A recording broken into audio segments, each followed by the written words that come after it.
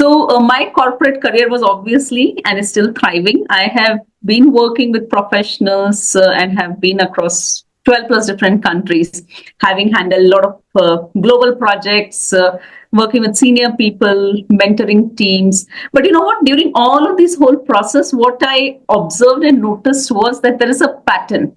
Like, despite of financial success, people have been stressed. Yeah, so the first aspect is the acceptance part, where you need to really catch yourself in this act that, yes, I am having this wow, the most happiest moment that finally, I'm getting to fulfill my fulfill my vision board related to the TEDx talk. And the point that I spoke about there, my message was very clear out there. One is that your external reality is a reflection of your inner world. And the way we do it is through the coaching, energy healing, and mindset shift. Now, when this person tried out this special, we did dedicated sessions and we worked out the kind of transformation that I saw in this person, from believing that nothing can be done to moving and leading a department and handling business units around different locations, was kind of very startling. I think people might find it a little funny, but on a small piece of a paper, I write my abundance affirmation and I keep it under the pillow and I sleep it with the intention that it is getting absorbed in my subconscious mind, and I'm kind of going with those positive shifts. And when I wake up, I have all that positive energies to take the action. Hi, and welcome to Soul Velocity. I am Snehal Singh, your host, and I'm excited to take you on this incredible journey where we tap into the wisdom of entrepreneurs, authors, and creative visionaries, people who are transforming the world in ways we cannot even imagine.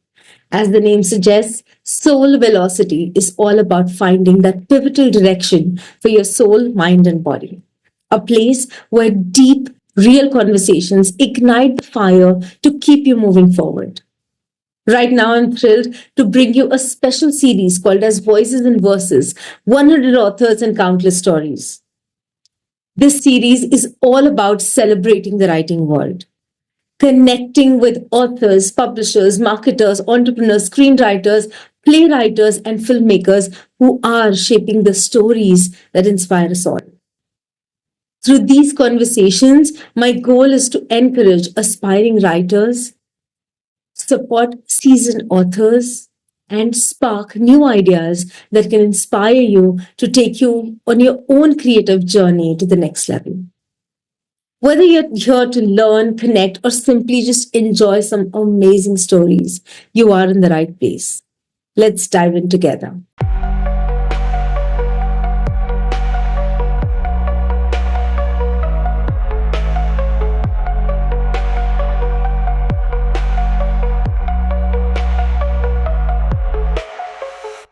Hello and welcome to another episode of Soul Velocity, and we are doing our special series Voices and Verses, 100 Authors, Countless Stories. Each author we meet, there is a new story that we listen to. Today we are bringing a beautiful blend of corporate world and an energy world, and see how the amalgamation actually happens with someone who has been managing it really well for years. Someone who has managed both, understanding the side of what employment feels like, at the same time what entrepreneurship feels like, and is a go-to person when it comes to breaking or editing your belief systems or working on your finance mindset. So let's go ahead, welcome our author for today, who has also been a part of multiple series we have done so far, but our latest book, Dare, she has contributed, and the book starts with her. So Poonam, first of all, thank you for being a part of Dare, Coach Wisdom, most of the creations that Mindspirit Works has done. And we are so happy to always have you, because you have something new that you bring to the table, and something that connects with each and every person, irrelevant of what backgrounds they come from. So first of all, thank you for all of that. And I'm just going gaga about you. Why don't you just go ahead and tell a little bit about what you actually do in a simplified way, and then we'll jump into our conversation for today. Yes, thanks a lot, Snehal, for bringing me on this podcast. It's always so nice connecting and working with you. And of course, I always thank Divya Jagasundaram who got us introduced. So that's the biggest gratitude to her as well. So just to start off with, I am Poonam Jain. I'm based out of Pune, India. And I'm an Alchemist Coach, ICF-certified PCC, and also an energy healer. So with my over 22 years of my experience in the IT field, I have been working with a lot of people, especially working professionals. And the key that I'm working with them is to help them unleash their highest potential. So by combining the leadership things, the emotional intelligence, and especially the energy balancing, to work with them to create more of the financial abundance, good career, holistic success, and of course the overall like health, wealth, career, business, and relationship. So that's a brief about me. Thank you. And as you yourself mentioned, 22 years of kind of global, whether it is IT experience and also the holistic healing. But you do originally come from a very corporate kind of world. So what inspired that shift for you, to move from, or what is the turning point Hmm. for you?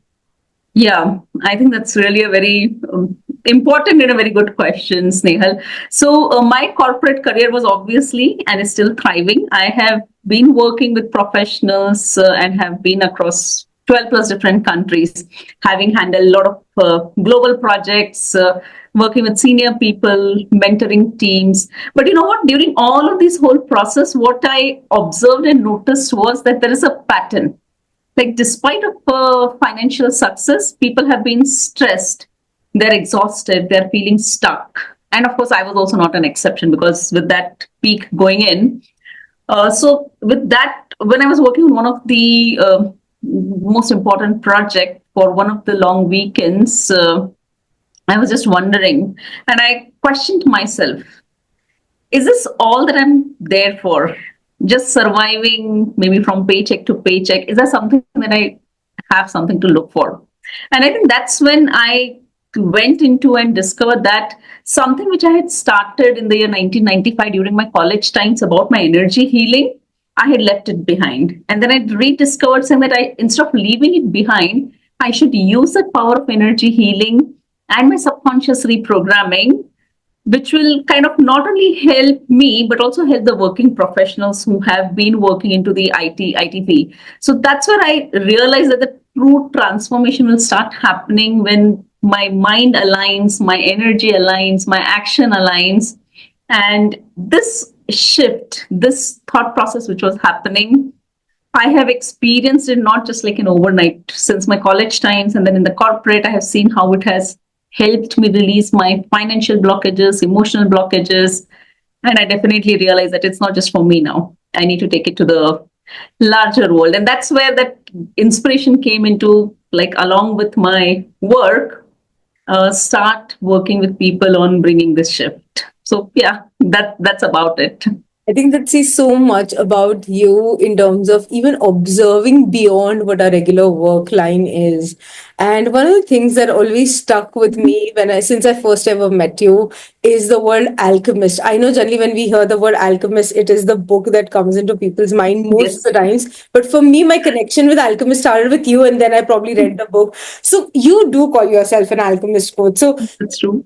can you share what it means, what that means, and how it translates into your work with whether it's individuals, organizations, and so on? Yes. So for me, why I have chosen alchemist is because of the word alchemy, because alchemy is a process which helps in transforming the normal to something precious. Mhm. And that's where I got into that. Alchemy is all about transformation, turning your challenges into opportunities or your struggles into strength, maybe scarcity into abundance, and at the same time, identifying that one unique strength that you have to help you unleash your hidden potential and achieve whatever you want. So the reason I went with that further was to call myself as an alchemist coach is where I would help people to shift their mindset, identify their unique potential, heal their energies, balance their energies, and above all, help them align with their lasting success, helping them to create and empower them. So, like, what had happened was when I was talking to one of my friends, this he wanted to start off like multiple side businesses, but kept on failing. There was one, then another, then another. But then what I realized that the problem wasn't with the ideas, but it was all about the internal programming. If they believe that the business is risky, because that was a thought which was always coming, that business is risky, I probably will not be able to do, I will fail. And when I worked with this friend of mine to transform their thought process, to help them identify that they have that one unique strength which will help them flourish in their business, that is where I thought, like, okay, this word that I've chosen for myself as an alchemist coach is probably the right, because I'll work on the mindset, I'll work on the energies, help them lead to something which they really aspire for. So that's what the alchemist coach means, and that's how I got into this word alchemist coach. I love the way you describe it, but I have to say that, you actually do live by it, because we come from coaching world and we know that most of the times titles are just titles, and Yes. they're just one of the things that we choose, or most coaches choose, because it's the in thing and we want to just get the marketing done, blah blah blah, and then it keeps shifting. With knowing you for such a long period of time, I think it's been over 7 to 8 years now that we know each other That's in a true. way. You have, kept this as your core theme. Okay. And I do agree that that's who you are when it comes to, being that alchemist. So, and you also spoke about, see, entrepreneurs and finances, I think go very much hand in hand. When it comes to employment, I think we still have that little thought that, okay, there is the next month, there is this date, I'll solve my problems by this date. But with entrepreneurship, risk taking, and finances, I think do play a very key role. And you said that there is an internal wiring that That's is true. there, that plays an important role. So many people do struggle with financial abundance. So what are some or most common blocks that you have seen so far in your journey? Like, how can one start breaking free from them? Like, first step, if you had to recommend. So, based on my own experience and with the number of clients that I have worked in this last 20 plus years, I would categorize that there are three main blocks that I've seen. The first one is the scarcity mindset, where people always get into that money is hard to earn. There is not sufficient money in the environment itself. So that's where the scarcity starts coming in. The second is, and the most important, is the fear. That's a fear of success. Because what they've seen, what they've heard is that if I become rich, I lose relationship, people will probably just take advantage of me, or people would want to just connect with me because I am rich, I have a lot of money. So that fear of success is the other block. And the third one is something which is inherited money beliefs, is what I say, which means that you have seen, you have heard, and something which is getting carried forward maybe from your parents, from your grandparents, from your family members, which primarily talks about, like as an example, that rich people are greedy. They are probably not the ones doing things in the right way. You cannot be rich just by not doing something wrong, is that kind of inherited belief that starts coming into the minds of people. And these have been the most three major block categories that I've seen with my clients and the people that I've worked across. Interesting. So, is there any powerful exercise or a mind shift that one can adopt to just get unstuck from this scarcity mindset? I know there are a lot of beliefs and it's a process, but if you were to Yes. give a starting point, what would that be? Yeah, so the first aspect is the acceptance part, where you need to really catch yourself in this act that, yes, I am having this scarcity mindset, or I'm probably thinking negatively, or probably not thinking in the right way. Like, for example, if I give you that I cannot afford this because I don't have enough money. Now, that's the scarcity mindset that you're carrying. Now, if we have to switch it to, if I have to reframe it to, can it be something like that, which I can ask, how can I afford this? Now, when I shift from I cannot afford to how can I afford this, there is a small shift that starts happening because you're moving from something which cannot happen to a solution where, yes, there is a possibility that I can afford this. So that's the first step that I would recommend people to really start off with, catching yourself and then thinking, what is it you can do so that you can afford it? So maybe even asking that question to yourself would help you to open up a lot of possibilities of how you can really afford the thing that you really want to. Perfect. I think that's a great step. Just catch yourself and reframe. I think Yes. that's the starting point. Thank you for saying that. Poonam, again, you integrate energy healing, emotional intelligence, leadership development. So how do you bring all these different elements together to create a transformational result or an outcome? Yeah, so I have personally experienced this because, as you rightly said, that I kind of do walk the talk because whatever I get for my audience or for my clients or students is first something which I've experimented. So, from the perspective when we're talking about this integration of energy healing, emotional intelligence, and leadership, one of the important things that I think each one of us has to remember is that success isn't just about taking the action. Action is one of the key things, but along with that, what you need to also master is your emotions, your energies, your mindset. So when I integrate energy healing, I'm working on clearing any subconscious blockages or beliefs that we are carrying within ourselves. So once that starts releasing, we also have to work on our emotional intelligence, which means we are working on our emotions to develop that confidence, that resilience, that, okay, yes, there is a possibility that at times I might fail. There is a possibility that at times I may not be successful. But how do I really recover faster and move forward? That's something which is needed in terms of balancing and managing your emotions. And of course, when both of these combine with the leadership aspect, it helps us to convert the clarity that we have received into actionable success. So that's how I work with combining the energy, the emotions, and the leadership. Now, if I have to give an example, many times we always keep thinking that there are two people working in the same job, but one is always getting promotions or maybe getting opportunities, while other is feeling stuck at the same place, at the same job, maybe at the same profile at many times. So, in my experience, what I've seen is the one who is progressing, apart from the skills, the thing that they're carrying is the energy and the mindset. So if the person is moving forward with the belief that they are worth it, they align that belief with the actions and the energy, in spite of people working on the same job with the same skills, the one with the highest energy, the one with the right mindset is the one who progresses further. So that's how I align all of these together. I love the way you put it, and it's so true that we generally have a tendency of only looking at the logistics when it comes to things like I'm not getting promoted or I'm doing so much and this is not happening. But the most unspoken part is about, yes, the energy and the mindset that we are carrying. That's true.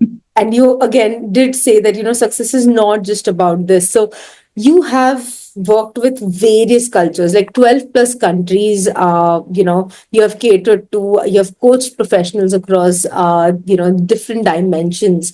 So have you noticed any cultural differences in how people perceive abundance, success? Oh, yes. Like based on my experience, and of course, whatever I'm sharing is based all on my experience of the way I have interacted with people. So, what I've seen that mostly in the Western culture or the Western side of the world, success is most of the times or linked with the personal achievements, the financial growths that they're looking forward for. And when we talk about the Asian aspects, it is many times related to the family, the stability, the long-term security that they are looking for. So that's how they look at the abundance part. And when I worked with my clients in India, I have seen that there is one very common deep-rooted belief, and I'm seeing that it is also getting now global with all the reels and other things that I see. This common deep-rooted belief is about karma. So many people feel that they must just suffer financially because they have to repay something of their past karma. So, like, that's the way I have seen that a lot of these things are being seen across the different cultures. And just taking this example of one of my client, she started off her own, I would say, small bakery shop, and then I wouldn't say bakery shop, but then a bakery practice, or where she is kind of baking cakes for events. Yeah. So she'd come in for a coaching with me, because one of the biggest things that she was hesitant about was charging well for her service, because she had started it off initially more like, okay, I have a lot of time, let me just do it. And if I'm good at baking, I can just help people. Why not serving? It's like serving people. But then she started realizing that there's a lot of her energy going in, and then she has to really also keep up with the expenses and the cost. So we worked together, and we worked together on that deep rooted belief that she was carrying with her, that it's just a service, and probably making money out of the service is something that would not be good for her. So helping her shift that belief, and also helping her shift that key aspect, the deeper thing which was stopping her to kind of even ask for money. When we worked around that, now she feels that satisfaction, because she's also earning.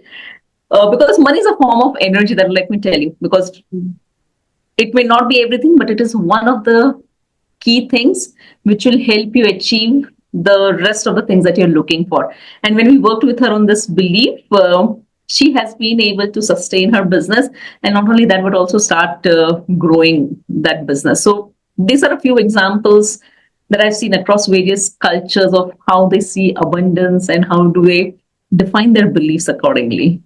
Can I take this a little further, because you actually Yes. touched on karma, okay? And this is one of the conversations I think are nearly happening everywhere, because of course reels are initiating it. Yes. Uh, how I think it's a very detailed question, but I'll just go ahead and still ask you. How much impact does a past life karma actually have in this life? And can one do something about it? Because most of the times it does come, especially in the financial areas. And that's where I sometimes feel that, again, probably doing the energy work, sometimes I feel that, it's just one of the reasons that you're holding on to, because you don't want to let go of certain beliefs. That also at times, as a coach, you Yes. notice, so you feel that if you could just do that. So how much of it is real, true, and to what extent can one work on?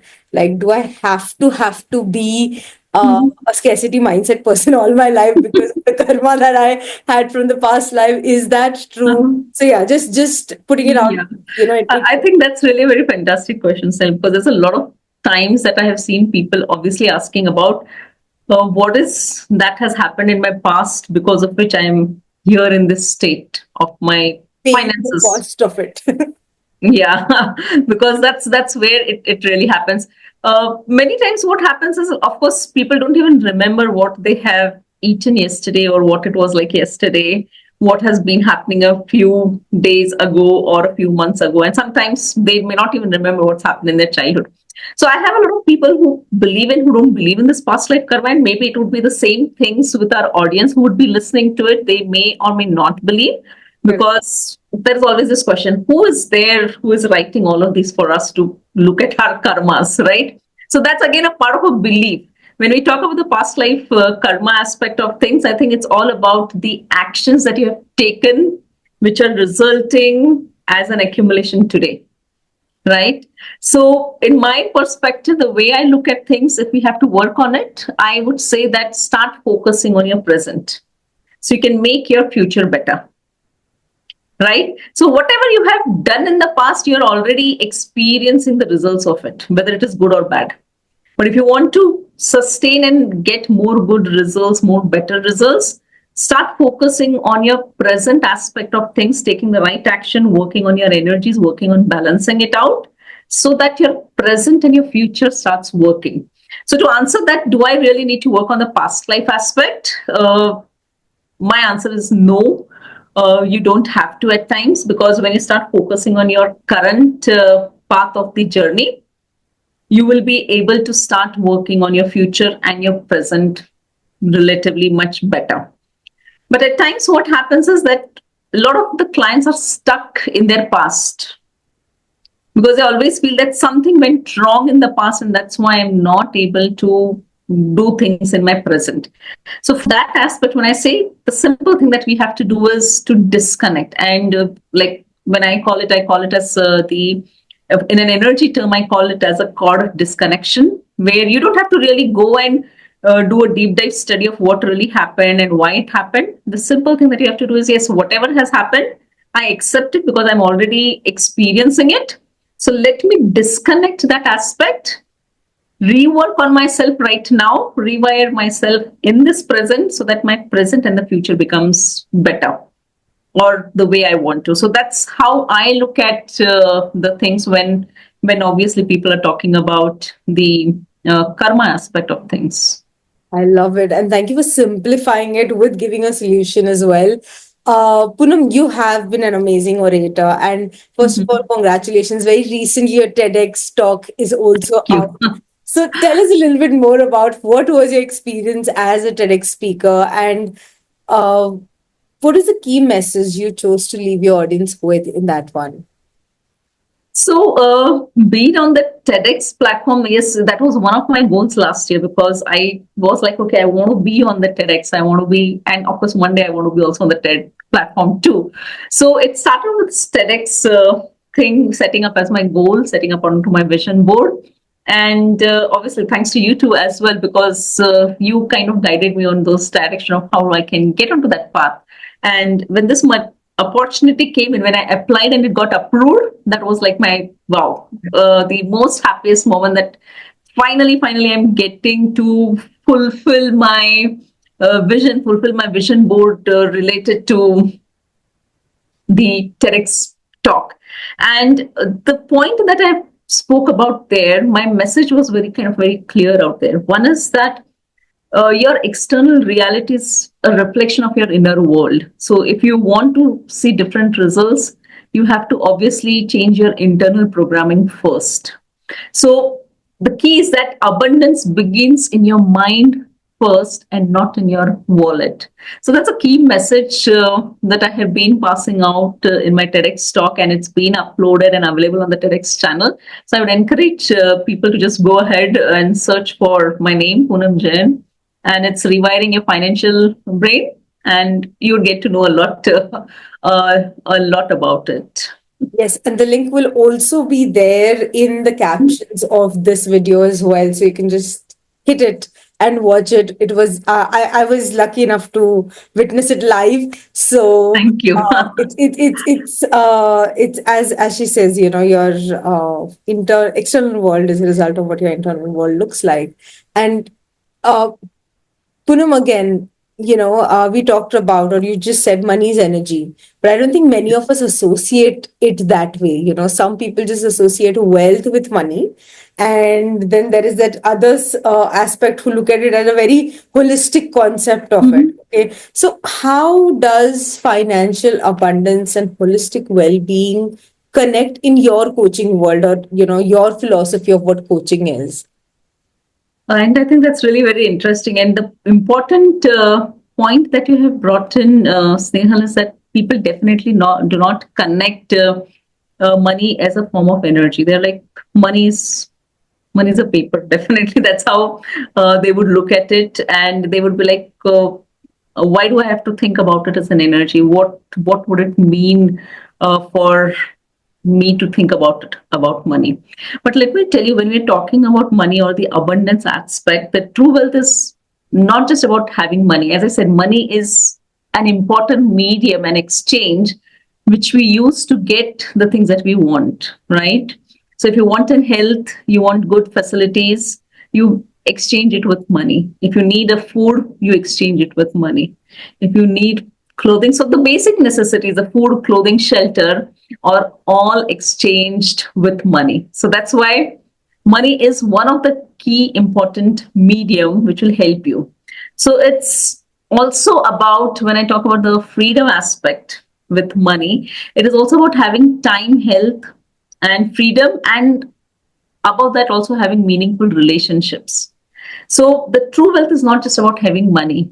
When I talk about it, I talk about it in the holistic terms, like having a good health, having enough money, wealth to look at what you want, having good career or a business that you're looking forward for, having good meaningful relationships. So if you're rich but constantly stressed, so you have a lot of money, but if you're constantly stressed, then is that really an abundance for you?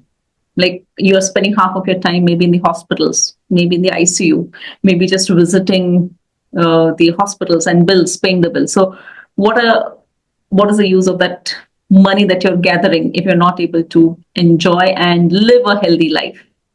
So obviously, when I teach about people to create sustainable financial success by aligning money with their overall well-being. And when I talk about their overall well-being, it includes that health, wealth, career, business, relationships, along with a purpose and above all, joyful moments in their life.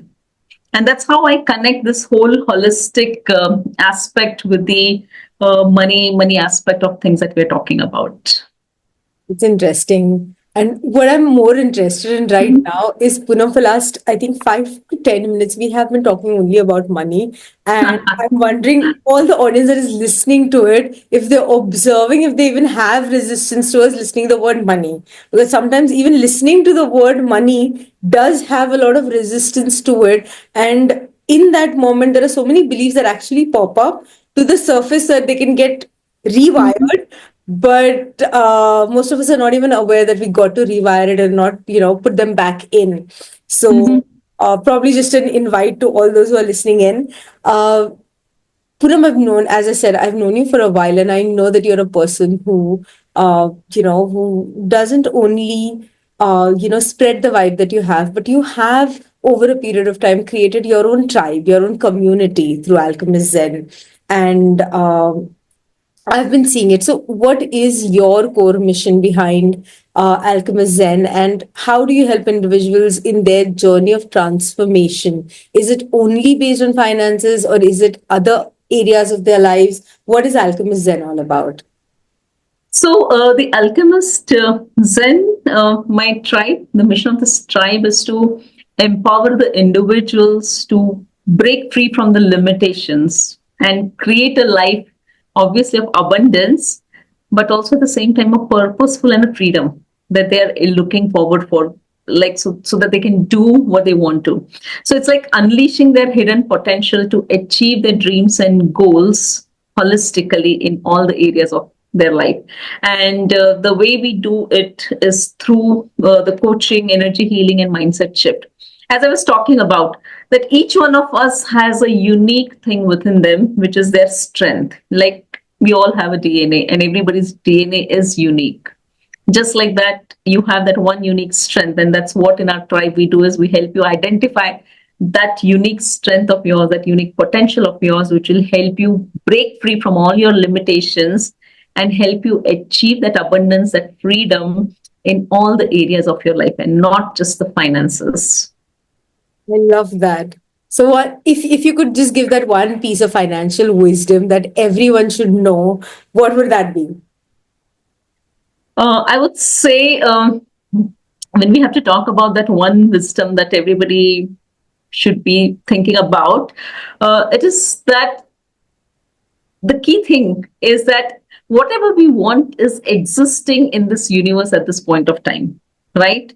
The only thing that we have to do is we have to tune into that frequency, because we are being taught that there is not enough in this world. But I'm telling you to go beyond. Just don't think about the small world, but think about this whole universe. And there are so many parallel universes which are being there. Just think of it from a broader perspective. And in this broader perspective, everything is in abundance. Everything is already present there. You just have to tune into that frequency to download it for yourself. Just take that action and you will be thriving always. I love that. Okay, I want to know something about you or your personal journey as well. Like, what has been the most transformational moment in your personal journey, whether it is about healing or self-discovery? Which would you? I'm sure there are many, because it's not just one thing that shifts or changes us, but that one moment that you feel, okay, this is a noticeable one that I know. So I think the one of the most noticeable part of the journey has been that when I started off my career, as I told you, like I had gone into the energy healings quite early during my college days. I was being introduced and I used to practice, and then there was a break. And then when I got into my work, and then the work started taking a lot of priority, and then there were a lot of extended hours of working. That started taking a toll on my health.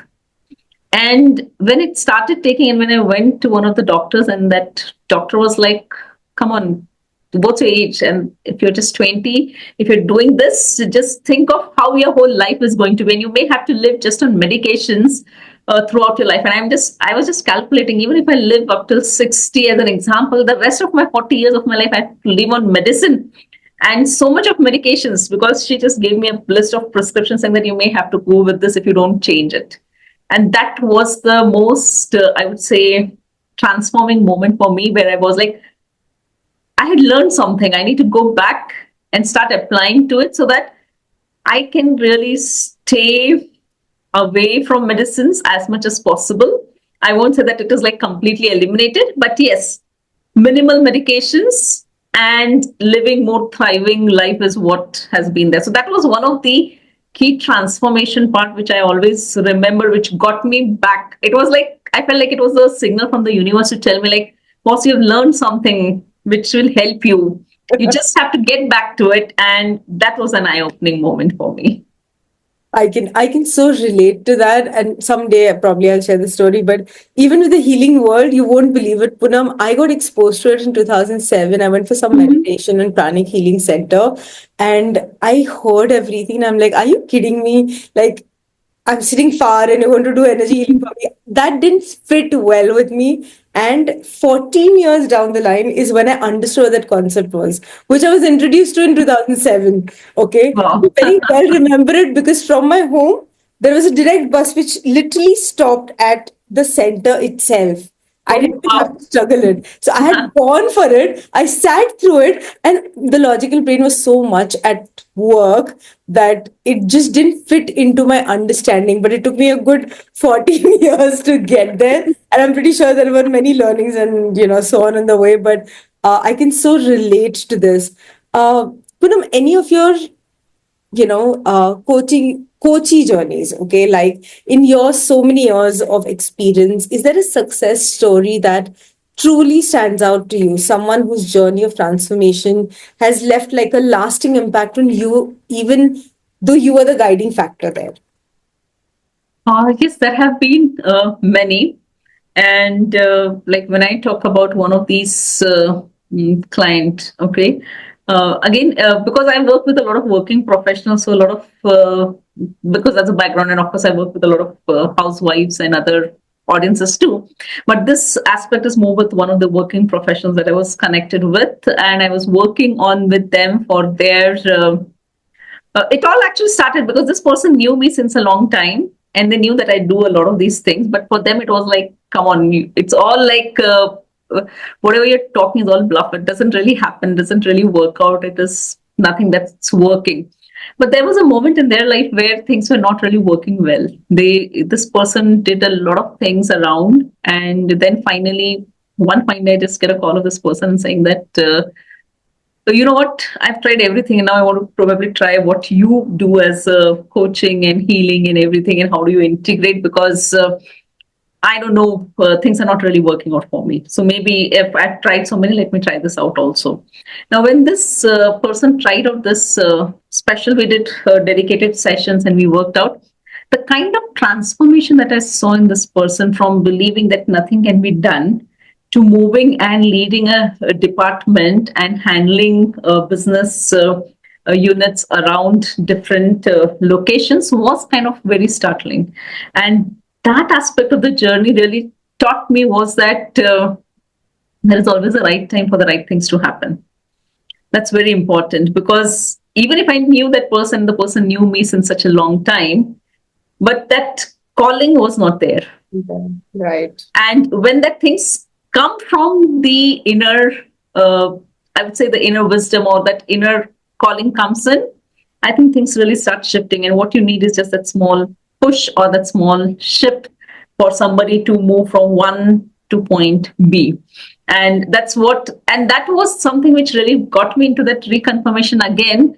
And of course, many times I get this messages from the universe would say that yes, you're on the right path, you're on the right track, because somebody who has been into that deep problems and pain, and in spite knowing that you can do these things, that coming back to you after such a long time, that's definitely been there. So I think that's has been one of the successful journeys for the coachee, where they were like doing nothing, on the verge of losing, getting down, maybe also getting onto the suicidal tendencies, right? That's where, because when you're down and everything seems so low, you get into those tendencies. And shifting from there to heading a department, leading things, managing the business. And at the same time, not only that, but also taking care of self. So managing the own health, the wealth part, along with the career business and connecting with the friends. I think that's the true holistic shift I found in that person. I was about to say that's holistic. Thank you Yes. for sharing that. And Poonam, the conversation so far has been like really, really amazing. I would like to give it a little twist by Yeah. probably doing a rapid fire. So I'm going to go ahead, ask you a set of questions. Say what comes to your mind first. Yeah. Ready? Yes. Cool. Being an author, the first question is one book that changed your perspective about money and abundance. That's The Science of Getting Rich by Wallace D. Wattles. That's the Yeah. book that has been the It's key my thing. favorite book. It's the thinnest book, which has everything which you then see, repeat, and think and grow rich, and everywhere else. So, thank you, thank you for saying that. If you could give your younger self one financial lesson or advice, what would that be? It would be that invest early, learn about finances sooner. That's the key thing. Yeah. What's the most unconventional abundance hack you swear by? Mm, the most unconventional abundance hack that I swear by. Uh, I think people might find it a little funny, but I, on a small piece of a paper, I write my abundance affirmation and I keep it under the pillow and I sleep it with the intention that it is getting absorbed in my subconscious mind, and I'm kind of going with those positive shifts. And when I wake up, I have all that positive energies to take the action, and I do it every day.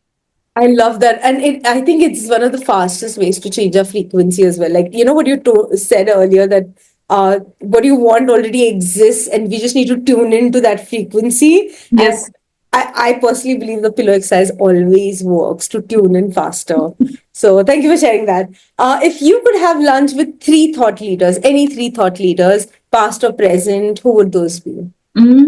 So one of them that I closely resonate with is Ratan Tataji, for his heart-centered approach to success, because that's where I have always felt him to be so calm and being so compassionate is what I always felt as when I see him from an energy perspective. The next person has been Oprah Winfrey, because with her resilience and where she was and where she has reached to with her whole mindset shift and abundance is something really is kind of quite a lot of learning aspects from her journey. And the third one is Dr. APJ Abdul Kalam. And I kind of resonate with his wisdom on the dreams and the leadership aspects that he talks about a lot. Love that. Thank you, thank you, thank you. Your favorite affirmation for attracting abundance? So for me, it is like money flows to me effortlessly and abundantly from multiple sources and from all the good sources, which is very important. Thank you. I think that filter is needed. All right. What is the most common money mistake people make? Most common money mistake, in my perspective, is that people don't really keep a track of how they're expending and where they're investing. Interesting. Okay. Coffee or tea? What's your, Tea. go-to? I'm a tea lover. I can. Okay. If you could teach a masterclass on one topic for a longest period of your time, what would that be? The thing which I do right now, I'm talking about the financial abundance rewiring. Perfect. What's the best financial decision you ever made? So the best financial decisions that I have made is that I invest every year. I have a budget that I keep for renewing, reviving, relearning new things. So investment on yourself, especially for learning and educating and studying, is the most important thing that I do. Perfect. If abundance had a color, a sound, and a feeling, what would it be? So for me, abundance is in always in a golden color that I see. Yeah, it's like money flowing, water. It's like somebody is there, like the goddess Lakshmi, and it's a feeling of deep peace and excitement at the same time for me. Beautiful. One habit that has significantly improved your life. So one habit is about journaling and gratitude, which I do every day. So every day in the morning when I start with a gratitude, and when I end my day, I do it with a journaling. Beautiful. If you could create a billboard message for the world to see about success and abundance, what would it say? So it would be abundance and success is your birthright. So align, believe, and receive it. And of course, take actions too. Beautiful. Thank you, thank you, thank you. And that was my last question for you. So, Poonam, anything that you want to share with our audience today before we close? So thanks, Snehal, for getting me onto this, and thanks, lovely audience, to listen to this throughout. I think the key aspect is that start thinking about the finances, money in a different form. Think it from an holistic perspective, and not just a one-way part of the things. That's what I would really want the audience who are listening to this to go back and relook at what is that they are really thinking about the finances.